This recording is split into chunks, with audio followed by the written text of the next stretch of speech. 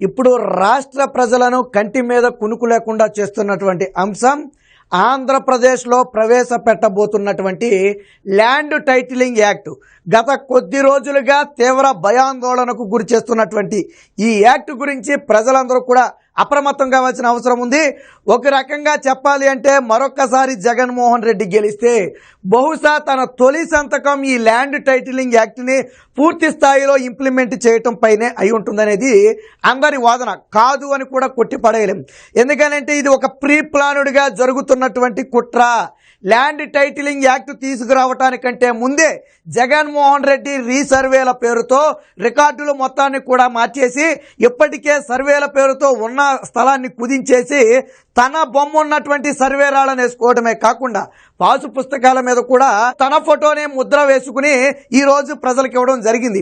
అంటే land titling act implement చేయడానికి ముందు జరగాల్సిన తతంగం మొత్తాన్ని కూడా చాప కింద నీరులాగా జగన్మోహన్ రెడ్డి చేశాడు.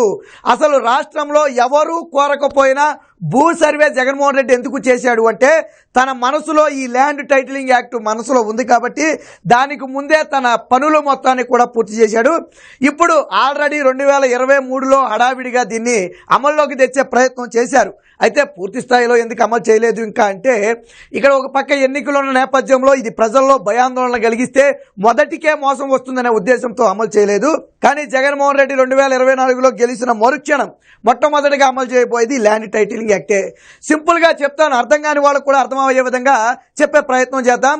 ఒక రకంగా ఇప్పటి వరకు దస్త్రాలు ఒరిజినల్ పత్రాలు మీ దగ్గర ఉంటే మీకు ధైర్యం ఉండేది, ఎవరు నా ల్యాండ్ జోలికి రాలేరు, ఎవరు నా ఇంటి జోలికి రాలేరు. ఎందుకంటే దాని ఒరిజినల్ పత్రాలు నా దగ్గర ఉన్నాయి, ఆన్లైన్లో నా పేరే ఉంది కాబట్టి దాన్ని ఎవరు ఏమీ చేయలేరనే ఒక ధైర్యం మీకు ఉంటుంది. ల్యాండ్ టైటిలింగ్ యాక్ట్ వస్తే ఆ ధైర్యం పూర్తిగా కోల్పోవాల్సిందే. ఎందుకనంటే ఎవరైతే ఒక అప్పిలేట్ అధికారి ఉంటారో, ఎవరైతే టైటిల్ రిజిస్ట్రేషన్ ఆఫీసర్ ఉంటారో అతనే ఒక భూమికి యజమాని ఎవరు అనేది నిర్ణయిస్తాడు. ముఖ్యంగా ఎవరు వారసత్వంగా వచ్చే భూమికి ఇది అత్యంత పెద్ద తలనొప్పి. ఒక వ్యక్తి చనిపోతే సాధారణంగా కొడుకు కూతుర్లకు భూమి అనేది వెళుతుంది, మనకు తెలుసు. కానీ రేపటి రోజున ఒక వ్యక్తి చనిపోతే అతనికి వారసులు ఎవరు అని నిర్ణయించేది ల్యాండ్ టైటిలింగ్ అధికారే. ఆ అధికారి సంతృప్తి చెందితేనే ఎస్ ఫలానా వ్యక్తి ఈయన కొడుకు, ఫలానా వ్యక్తి ఈ వీళ్ళ కూతురు అని నిర్ణయించి ఇస్తేనే. ఆయన సంతృప్తి చెందకపోతే ఆ భూమి మీకు రాదు. అలాగే మేము ఫలానా వ్యక్తి వారసులమని నిరూపించుకోవాల్సిన బాధ్యత కూడా మీ మీద ఉంటుంది. ఇలాంటి అపరిమిత అధికారాలను ల్యాండ్ టైటిలింగ్ యాక్ట్ అధికారులు చేతిలో పెట్టడం జరిగింది. ఇంకో విషయం ఏంటంటే ఈ చట్టంలో ఏమనుందంటే ఈ ఎవరైతే ఈ అధికారి ఉన్నారో, ఆ టైటిల్ అథారిటీ అధికారి ఉన్నారో ఆయన సహజ న్యాయ సూత్రాలకు అనుగుణంగా వ్యవహరించవచ్చు, సివిల్ ప్రొసీజర్ కోడ్ ఫాలో అవ్వాల్సిన అవసరం లేదని అందులో స్పష్టంగా చెప్పారు.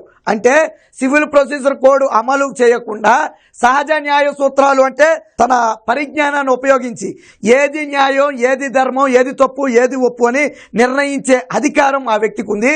ఒకవేళ ఇద్దరు వ్యక్తులు తగాదాకి వెళ్ళారనుకోండి, అందులో ఒక వ్యక్తికి రాజకీయ నాయకుడు అన్న ఉందనుకోండి, ఆ వ్యక్తినే కావాలని ల్యాండ్ టైటిలింగ్ అధికారి ఆ వ్యక్తే కరెక్ట్ అని నిర్ణయిస్తే ఇక అంతే, భూమి మీదైనా మీరు అన్ని వదులుకోవాల్సిందే. సో ఇలాంటి అపరిమిత అధికారాలు అనేకం ఉన్నాయి. అలాగే ఒక్కసారి మీ భూమి గన వివాదాల రిజిస్టర్లో నమోదైతే ఆ విషయాన్ని మీరు గమనించుకుని వెంటనే అధికారి వద్దకు వెళ్ళి మా భూమి, ఈ భూమి మాదే, ఇది ఇందులో ఎటువంటి వివాదాలు లేవు అని మీరు 2 ఏళ్లలోపు చూపించుకోకపోతే ఇక మీరు ఆ భూమిని మర్చిపోవటమే. మీరు కోర్టులకు వెళ్ళినా చెల్లదకది. 2 ఏళ్లలో మీ భూమి వివాదాల రిజిస్టర్లో ఉందా లేదనే చూసుకోవాలా. 2 ఏళ్ల తర్వాత వెళితే మీరు మర్చిపోవటమే. ఇలాంటి అనేకం ఉన్నాయి. ఒకవేళ పై కోర్టుల నుంచి ఇక్కడ విచిత్రం ఏంటంటే సివిల్ కోర్టులను పూర్తిగా తొలగించారు. ఎందుకు తొలగించారు అంటే న్యాయాన్ని దక్కకుండా చేసే ప్రయత్నం, వీళ్ళు చేసే అరాచకాలను కోర్టు నుంచి అడ్డుకునే ప్రయత్నం లేకుండా వీళ్ళే కొన్ని కోర్టులు ఏర్పాటు చేస్తారు. ఆ కోర్టుల్లోకి వెళ్ళాలి. మనకు న్యాయం జరుగుతుందో లేదో మనకు తెలియదు. ఒకవేళ న్యాయం జరగలేదనుకోండి వెంటనే హైకోర్టుకి వెళ్ళాలి. హైకోర్టులో కూడా రివిజన్ పిటిషన్ వేసుకోవాలంటే హైకోర్టు కూడా పూర్తిగా డెప్త్గా వెళ్ళి విచారించే అవకాశం లేకుండా పోతుంది. రివిజన్ పిటిషన్ వేసుకోవాలి. ఒకవేళ అక్కడ మనకు అనుకూలంగా తీర్పు వచ్చింది అనుకోండి, 15 రోజుల్లో తీసుకువచ్చి ఆ కాపీని అక్కడ పెట్టి అమలు చేయించుకోవాలి. మళ్ళీ అదే ల్యాండ్ టైటిల్ టైటిలింగ్ అధికారితో. ఒకవేళ 15 రోజులు ఆ అధికారి లేకపోయినా 15 రోజుల్లో మనం చేయించుకోకపోయినా ఆ కోర్టు ఆదేశాలు చెల్లవు, మళ్ళీ కోర్టుకి వెళ్ళాలి. ఇలా 1 కాదు 2 కాదు అనేక మతబులు ఉన్నాయి. ఫర్ ఎగ్జాంపుల్ మన ఇల్లు ఉందండి, వైసీపీ నాయకుడు కన్ను పడింది అనుకో, ఈ ఎలాగైనా నేను తగ్గించుకోవాలని దాన్ని లిటికేషన్ పెడతాడు ఆ ఇంటి మీద. ఒక్కసారి లిటికేషన్ పెడితే మనం ఎవరి దగ్గరికి పరిగెత్తాలి? మళ్ళీ ల్యాండ్ టైటిలింగ్ అధికారి దగ్గరికి పరిగెత్తాలి. ఒకవేళ ఆ వైసీపీ నేత ల్యాండ్ టైటిలింగ్ అధికారిని మేనేజ్ చేయగలిగితే అప్పుడు మనం ససేమిరా ఏం చేసినా ఆ ఇల్లు మనకు దక్కదు. వివాదంలో పెట్టేసి మనం కూడా ఉండటానికి లేకుండా చేసి కొంతకాలం గడిచిన తర్వాత ఆ ఇంటిని ఎవరైతే లిటికేషన్ పెట్టారో ఆ వ్యక్తికే చెందిందిగా ల్యాండ్ టైటిలింగ్ అధికారి డిసైడ్ చేస్తే అంతే. ఇప్పుడు మన దగ్గర ఉన్నటువంటి పాస్బుక్లు కానీ పత్రాలు కానీ 1B అడంగలు కానీ లేకపోతే ఫహానీలు కానీ ఇవేవి కూడా చెల్లుబాటు కావు. ఇవన్నీ చిత్తు కాగితాలతో సమానం. అలాగే రోడ్డు పక్కన ఒక ల్యాండ్ కనపడింది అనుకోండి, వైసీపీ నేత కన్నుపడింది అనుకోండి, లేదా ఎవరో ఒక బాగా పలుకుబడి ఉన్న వ్యక్తి కన్నుపడింది అనుకోండి, దాన్ని తక్కించుకోవాలి అంటే ముందు దాని మీద చిన్న లిటికేషన్ స్టార్ట్ చేస్తారు. తర్వాత దాన్ని నిరూపించుకోవాల్సిన బాధ్యత మన మీద ఉంటుంది. మన దగ్గర ఒరిజినల్స్ ఉండవు, మనం పట్టుకెళ్ళిన పత్రాలేమో చెల్లో. ల్యాండ్ టైటిలింగ్ అధికారి కొంతకాలం గడిచిన తర్వాత మీరు నిరూపించుకోలేకపోయారు కాబట్టి ఆ భూమి వాళ్ళదే అన్నాడు అనుకోండి, మనం ఏమీ చేయలేని పరిస్థితి. కోర్టులకు వెళదామా అంటే కోర్టులు కూడా వీళ్ళు పెట్టిన కోర్టులే, అక్కడి నుంచి హైకోర్టుకి వెళ్ళాలి. చిన్న చితగా భూములు ఉన్న వాళ్ళు హైకోర్టుల దాకా వెళ్ళి ఈ రోజుల్లో న్యాయం పొందే అవకాశం ఉందా? దాదాపు 560 సివిల్ కోర్టులకు ఈ వివాదాలను విచారించే అర్హత లేకుండా చేశాడు జగన్మోహన్ రెడ్డి. ఎందుకు సివిల్ కోర్టులలో విచారించే అధికారం లేకుండా చేశాడు? రెండోది, ఒకసారి ఒక అంశం కోర్టుకి వెళ్ళిందంటే ఏళ్ల తరబడి నడుస్తూనే ఉంటుంది. ఈ లోపు ఆ భూమి మీద మనం పూర్తిగా హక్కు కోల్పోతాం. అది తేలే వరకు కూడా అది మన భూమి అయినా మనం దాని మీద హక్కు కోల్పోతాం. అది ఇల్లు కావచ్చు, లేకపోతే ఇళ్ల స్థలం కావచ్చు, లేదా పొలం కావచ్చు. ఇలా దేని మీదైనా సరే ఒకసారి అధికారి కన్ను పడితే, లేదా వైసీపీ నేతల కన్ను పడితే, లేదా అధికారులను మేనేజ్ చేసే శక్తి సామర్థ్యాలు ఉన్నటువంటి డబ్బున్న వ్యక్తి కన్ను పడితే ఇక మీ ఆస్తిని మీరు మర్చిపోవడమే. అంత భయంకరమైనది ఈ ల్యాండ్ టైటిలింగ్ యాక్ట్. సో ఇదే జగన్మోహన్ రెడ్డి తీసుకొస్తున్నాడు. ఇక్కడ కూడా వైసీపీ దొంగ నాటకాలు ఆడుతుంది. ఇలా మంత్రి ఏం చెప్తాడు, ధర్మాన రెవెన్యూ శాఖ మంత్రి ఏం చెప్తాడు, ఈ యాక్ట్ ను మనం అమలు చేయట్లా, మన రాష్ట్రంలో లేదు, ప్రతిపక్షాలు విష ప్రచారం చేస్తున్నాయని చెప్తాడు. జగన్మోహన్ రెడ్డి ఏం చెప్తాడు, ఇది అద్భుతమైన యాక్ట్, అసలు చంద్రబాబుకి ల్యాండ్ టైటిలింగ్ యాక్ట్ అంటే ఏంటో తెలుసా అని చెప్పి ఆ జగన్మోహన్ రెడ్డి అంటాడు. మరి యాక్ట్ ఉన్నట్టా లేనట్టా? రెవెన్యూ శాఖ మంత్రి లేదంటాడు, ముఖ్యమంత్రి ఏమో ఉందంటాడు. అంటే ఇది ప్రజలను కన్ఫ్యూజ్ చేసే ప్రయత్నం. ఎన్నికల వరకు ఈ అంశాన్ని తొక్కుపట్టాలనే ఒకే ఒక ఉద్దేశంతో ఈ రోజు వైసీపీ ఆడుతున్నటువంటి కుట్రకే ఇది ఉదాహరణ. చూడండి, ల్యాండ్ టైటిలింగ్ యాక్ట్ అంటే ఏంటంటే మీ భూమిని ఇలా కబ్జా చేసుకుని వెళ్ళిపోవటమే. ఒక అధికారి, ఒక వైసీపీ నేత మీ భూమిని ఇలా పట్టుకెళ్ళిపోతే మీరు చూస్తూ నిస్సహాయంగా ఉండిపోవడం తప్ప, ఈ పిక్ అదే ఉదాహరణ, మీరు చూస్తూ నిస్సహాయంగా ఉండిపోవడం తప్ప ఎవరము ఏం చేయలేని పరిస్థితి. ఈరోజు మనం గొప్పగా చెప్పుకుంటాం, నాకు 1 ఎకరం పొలం ఉందనో, లేదా నాకు 1 ఇల్లు ఉందనో, లేదా నాకు 1 ఇళ్ల స్థలం ఉందనో గర్వంగా చెప్పుకుంటాం. మన దగ్గర పత్రాలు ఉన్నాయి కాబట్టి ధైర్యంగా ఉంటాం. రేపటి రోజున దినదినంగా 100 ఏళ్ల ఆయుష్లాగా ప్రతి వారానికి ఒకసారి మన భూమి ఉందా లేదా, మన భూమి ఏమన్నా అయితే వివాదాల రిజిస్టర్లో ఏమన్నా ఎక్కించారా, లేదా మన భూమి మీద ఎవరైనా కన్నేశారా, మన భూమి ఆన్లైన్లో కనపడుతుందా లేదా, ఇలా ప్రతి వారానికి 10 రోజులకి చూసుకోవాల్సిన పరిస్థితి ఈ రోజు జగన్మోహన్ రెడ్డి కల్పించాడు. ముఖ్యంగా ఎవరైతే నిరాక్షరాస్యులు ఉన్నారో, ఎవరైతే పల్లె ప్రాంతాల్లో ఉన్నారో వారికి తీవ్ర నష్టం జరుగుతుంది. ఎందుకంటే వాళ్ళు అంత ఎడ్యుకేటెడ్ కాదు, వాళ్ళ భూమి ఆన్లైన్ ఉందో లేదో వాళ్ళకి తెలియదు, వాళ్ళ దగ్గర ఒరిజినల్ పత్రాలు ఉన్నా రేపు పొద్దున్న చెల్లుబాటు కావు. ఎందుకంటే జగన్మోహన్ రెడ్డి నుంచి జిరాక్స్ ఇస్తాడు మీకు. ఇక 1B అడంగాళ్ళు పోయి తీసి చూసుకుందామంటే అవి రావు. రెండోది, ఈ ల్యాండ్ టైటిలింగ్ యాక్ట్కి సంబంధించిన వివరాలు మొత్తం కూడా ఆన్లైన్లో పెడతారా పెట్టరా అనే విషయాన్ని ఈ చట్టంలో ఎక్కడా చెప్పలా. అలాగే ల్యాండ్ టైటిలింగ్ అధికారి ఎవరు, అతను ఏ హోదాలో ఉంటాడు, తహసీల్దార్లకు ఇస్తారా లేదా ఆర్డీఓ స్థాయి అధికారులు నియమిస్తారా, ఈ విషయాలు ఏవి కూడా చట్టంలో చెప్పలేదు. అంటే ల్యాండ్ టైటిలింగ్ అధికారి అనే వ్యక్తిని జగన్మోహన్ రెడ్డి తనకు కావాల్సిన వారిని నియమించవచ్చు. నన్ను నియమిస్తే నేను, మిమ్మల్ని నియమిస్తే మీరు.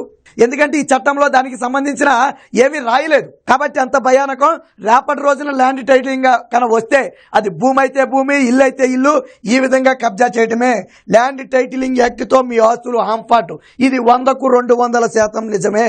ఇప్పటి వరకు మనకి ఇళ్ళు ఉన్నాయి, స్థలాలు ఉన్నాయి. రేపటి రోజున దారిన పోయి ఒక దానయ్య ఈ ఇంటి మీద కొనేస్తాడు. ఇంటి మీద కొనేసినటువంటి ఆ వైసీపీ నాయకుడు ముందు ఈ ఇంటిని లిటిగేషన్లో పెడతాడు, అంటే వివాదాల్లో పెడతాడు. వివాదాల్లో పెడితే మీరు పరుగున ల్యాండ్ టైటిలింగ్ అధికారి దగ్గరికి వెళ్ళాలి. అయ్యా ఇల్లు నాదే, ఎవరో వచ్చి నాదా అంటున్నాడు, ఒకసారి చూడండి అని. అప్పుడు ఈయనేమంటాడు, నీది అనడానికి ఆధారాలు ఏవో పట్రా అంటాడు. నువ్వు తీసుకెళ్లిన ఆధారాల పట్ల సంతృప్తి చెందితే ఓకే, సంతృప్తి చెందకపోతే ఈ ఆధారాలు చెల్లుబాటు కావు అంటాడు.